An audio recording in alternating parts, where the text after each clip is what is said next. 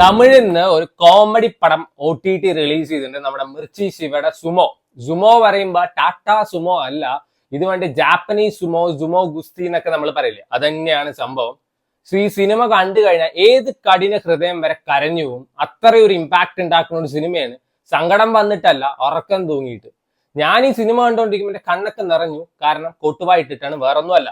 Comedy പടം പറഞ്ഞു കഴിഞ്ഞാൽ 2018 ഫ്ലഡ് ഉണ്ടായ സമയത്ത് ഇത്രയും ചളി ഉണ്ടായിണ്ടാവില്ല. വേണമെങ്കിൽ ഒരു ചളിയോത്സവം എന്നൊക്കെ പറയാൻ പറ്റുന്ന ഒരു പടമാണ്.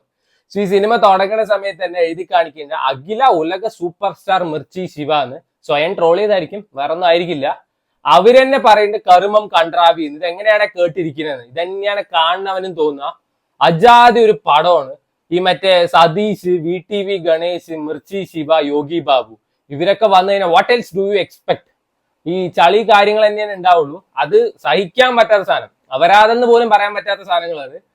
ഇതിൽ ആകെ ഒരു പോസിറ്റീവായിട്ട് തോന്നിയത് ഒരു സുമോ വരേണ്ടത്. ഇതിൽ ആള് വന്നിട്ട് കുറച്ച് കൊച്ചുങ്ങളുടെ ബിഹേവിയറും കാര്യങ്ങളൊക്കെ കാണിക്കുന്നുണ്ട്.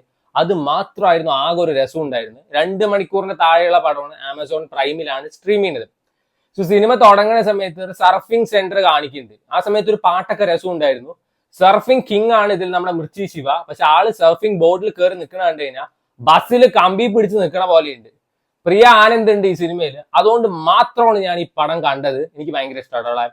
ആള് അണ്ടർ റേറ്റഡ് ആക്ടറായിട്ട് പലപ്പോഴും തോന്നിയിട്ടുണ്ട്. പക്ഷെ ഇപ്പൊ ചെയ്യുന്ന റോളൊക്കെ എങ്ങനെയാ വെച്ചാൽ ആള് ലിയോയിൽ ഒരു പാർട്ടായിരുന്നു. എന്താണ് ലിയോയിൽ ഉണ്ടായിരുന്നത്? നിങ്ങൾ പോയി മാർക്കറ്റിൽ പോയി സാധനം മേടിച്ചു പോവാ, ഞാൻ വീട് നോക്കിക്കോളാം. അതിനു വേണ്ടി മാത്രം ഓൾമോസ്റ്റ് ഒരു സിമിലർ റോൾ തന്നെയാണ് ഈ സിനിമയിലുള്ളത്. വേറെ എടുത്തു പറയത്തക്ക ഒരു കാര്യവും ഇല്ല. ആകെ കുറെ ഇഡലി തീറ്റ മത്സരം കാണിക്കുന്നുണ്ട്, കുറെ ലോലിപോപ്പ് തീറ്റ മത്സരം കാര്യങ്ങളൊക്കെ കാണിക്കുന്നുണ്ട്. സോ വേണ്ടവർ കണ്ടു നോക്കുക. എനിക്ക് വർക്ക് ആയിട്ടില്ല എന്നേ ഞാൻ പറഞ്ഞിട്ടുള്ളൂ. ഇത് ഇഷ്ടപ്പെടുന്ന ആൾക്കാരുണ്ടാവും, ഡെഫിനറ്റ്ലി ഈ സിനിമ ഇഷ്ടപ്പെടുന്ന ആൾക്കാരുണ്ടാവും. ഈ സിനിമയിലെ പാട്ടും കാര്യങ്ങളൊക്കെ അത്യാവശ്യം കൊള്ളായിരുന്നു, വേറെ ഒന്നുമില്ല. യോഗി ബാബു ഒക്കെ കുറെ ആയിട്ട് ഭയങ്കര വെറുപ്പിക്കലാണ്. സമയമുള്ളവർ കണ്ടു നോക്കുക. ഈ ധ്യാൻ ശ്രീനിവാസൻ പറഞ്ഞൊരു കാര്യമാണ് എനിക്ക് കറക്റ്റ് ആയിട്ട് തോന്നിയത്. That was spot on. ഈ റിവ്യൂവിനെ പറ്റിയിട്ട് ആള് പറഞ്ഞിട്ടുണ്ടായിരുന്നു ഈ ഇടയ്ക്ക്, അവര് പറയുന്നത് അവരുടെ പെർസ്പെക്റ്റീവാണ്, അവരുടെ അഭിപ്രായമാണ്. അത് നമ്മൾ ഒരിക്കലും വേറെ ആൾക്ക് ഇഷ്ടമായി പറഞ്ഞിട്ട് നീ നല്ല തന്നെ പറയണമെന്നൊന്നും ഇല്ല എന്നുള്ളത്. അത് ഭയങ്കര ജെന്യൂൻ ആയിട്ടുള്ള ഒരു കാര്യമായിട്ടാണ് എനിക്ക് തോന്നിയത്. അത് തന്നെയാണ് ഞാനും പറയുന്നത്. എനിക്ക് ഇഷ്ടമായി പറഞ്ഞു കഴിഞ്ഞാൽ എല്ലാവർക്കും ഇഷ്ടമാണെന്ന് ഒരു നിർബന്ധവും ഇല്ല. എനിക്ക് ഇഷ്ടപ്പെട്ടില്ല പറഞ്ഞു കഴിഞ്ഞാൽ നാട്ടുകാർക്ക് എല്ലാവർക്കും ഇഷ്ടപ്പെടില്ല എന്നും അല്ല. അത് മനസ്സിലാക്കാനുള്ള കുറച്ച് കോമൺ സെൻസ് പറയുന്ന സാധനം കാണിക്കുക. സോ ഇന്ന് രാത്രി അഥവാ മെയ് 29 നമ്മുടെ നാനിയുടെ കിറ്റ് 3 നെറ്റ്ഫ്ലിക്സിൽ റിലീസ് ആവുന്നുണ്ട്. അതേപോലെ പങ്കജ് ത്രിപാഠിയുടെ ക്രിമിനൽ ജസ്റ്റിസ് അടുത്ത സീസൺ വേണ്ടി ജിയോ ഹോട്ട്സ്റ്റാറിൽ സ്ട്രീം ചെയ്യുന്നുണ്ട്. സോ സമയമുള്ളവരൊക്കെ കണ്ടു നോക്കാം.